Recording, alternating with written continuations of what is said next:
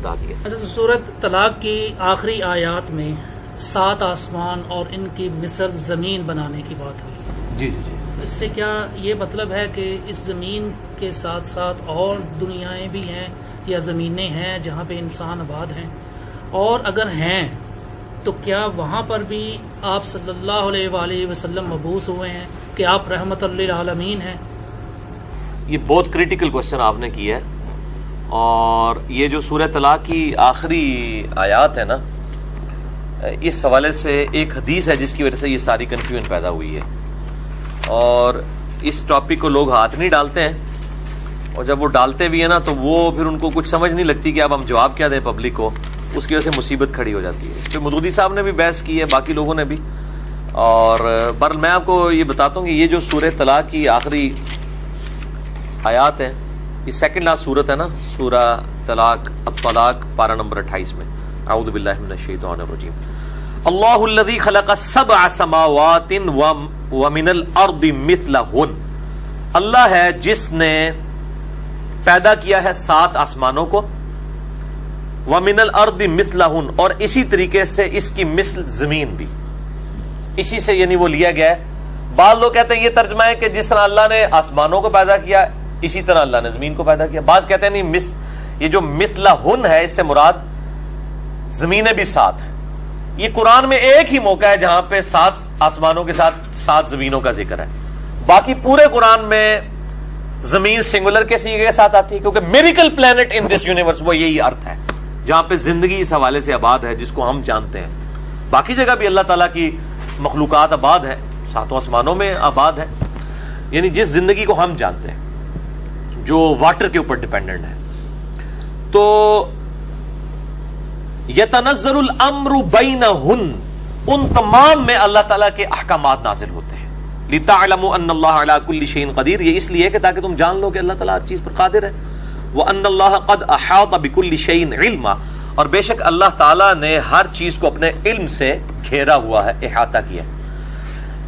یہاں تک بات ہوتی ہے نا تو کنفیوژن نہ کریٹ ہوتی۔ اصل میں اس کانٹیکسٹ میں ایک حدیث ہے المستدرک للحاکم میں، کتاب التفسیر چیپٹر ہے، سورہ طلاق کی تفسیر میں المستدرک للحاکم کے اندر اسی کانٹیکسٹ میں ایک حدیث موجود ہے ابن عباس سے، ان کا قول ہے، حدیث موقوف۔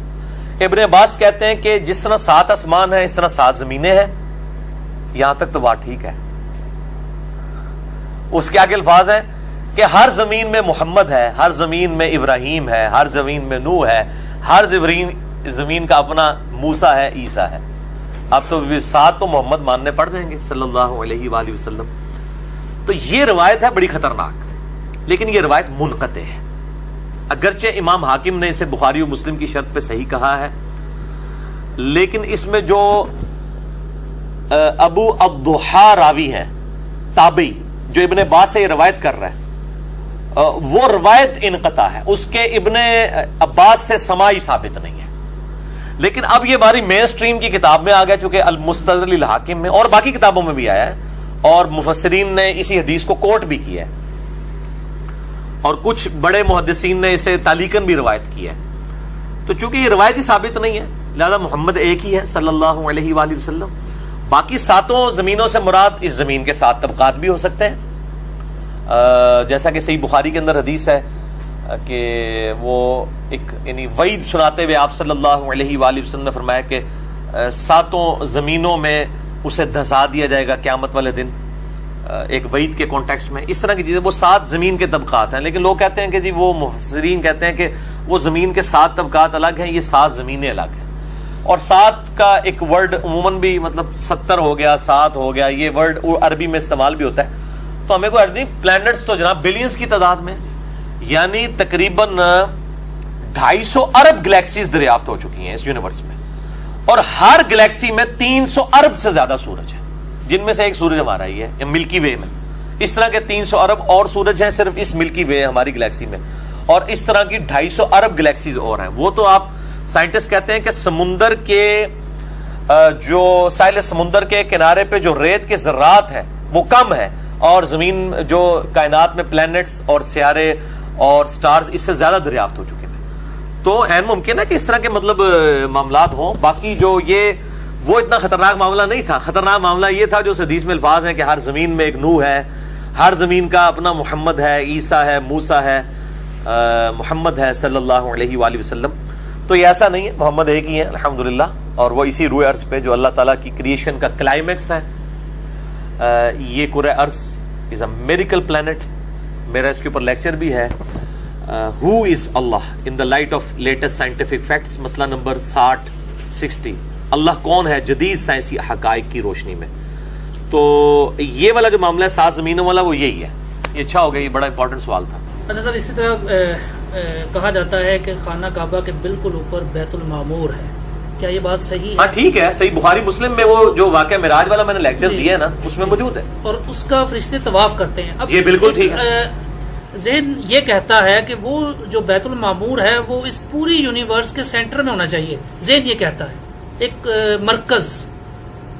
تو اگر یہ ذہن کی بات مان لی جائے تو اس کا یہ مطلب ہوگا کہ جو خانہ کعبہ ہے وہ بھی پوری یونیورس کے سینٹر میں ہے, کہ خانہ کعبہ اس زمین کے سینٹر میں بھی موجود ہے. دیکھیں جی, اتنی کہہ لوں, ابھی تو یونیورس کا سائز ہی ہمیں نہیں پتا, ہم کیلکولیشن کہاں سے کریں کہ جی وہ جو ہے وہ سینٹر میں ہے.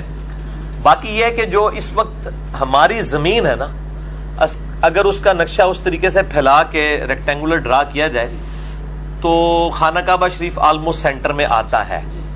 ٹھیک ہے, تو چلیں یہ ایک بائی چانس بھی ہو سکتا ہے اور کوئی گاڈ کا پلان بھی ہو سکتا ہے. تو یہ ڈیٹیلز ہمیں نہیں بتائی گئی ہیں. بخاری مسلم میں جو واقعہ معراج سے متعلق احادیث ہیں جن میں آپ صلی اللہ علیہ وآلہ وسلم کا یعنی سدرۃ المنتہا تک جانا ہے, وہاں پہ بیت المعمور کا ذکر ہے کہ وہ فرشتے وہاں پہ طواف کرتے ہیں, وہ فرشتوں کا قبلہ ہے, اور جب فرشتے زمین پہ آتے ہیں پھر اس کا طواف کرتے ہیں اور ادھر وہ نماز ادا کرتے ہیں. تو مطلب اس طرح کی کوئی ڈیٹیل نہیں ہے کہ وہ کائنات کا کوئی مرکز ہے, اس طرح کی ڈیٹیلز نہیں بتائی گئی ہیں.